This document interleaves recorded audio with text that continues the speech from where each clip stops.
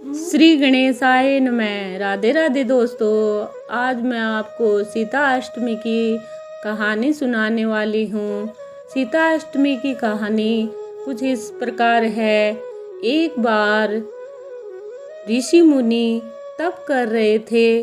उस ऋषि मुनि के तप को विघ्न करने के लिए, विध्वंस करने के लिए रावण ने उनको सबको मार दिया और उनका रक्त भरकर कमंडल में ले जाकर मंदोदरी के कक्ष में रख दिया और मंदोदरी ने उस रक्त को पी लिया।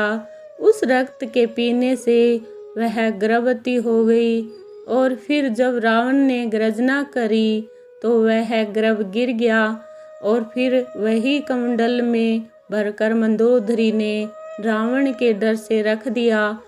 फिर वही रक्त को ले जाकर राजा जनक की भूमि में रावण ने उसको दबा दिया। फिर राजा जनक के राज्य में अकाल पड़ गया और फिर वहाँ पर की प्रजा को भूख प्यास से व्याकुल होने लग गई। अब राजा जनक ने उसके उपाय के लिए ऋषि मुनियों को बुलाया और यज्ञ रख करवाए, तप करवाए, जप करवाए। अब ऋषि मुनियों ने राजा जनक को आज्ञा दी कि वह यज्ञ के लिए ये भूमि जोते, उसी से अन्न और बारिश होगी और इसी से प्रजा का पालन होगा।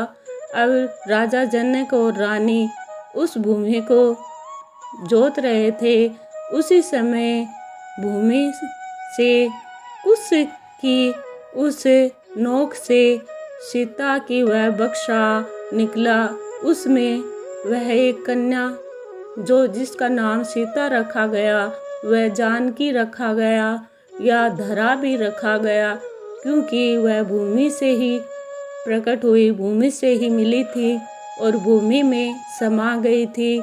इसलिए इस दिन सीता अष्टमी मनाई जाती है और इसी प्रकार सीता जी का जन्म हुआ और राजा जनक और रानी ने उनका बहुत अच्छे से पालन किया और उनका सिया रामचंद्र के साथ में विवाह किया और इस प्रकार सीता राम की जोड़ी सबसे अच्छी जोड़ी।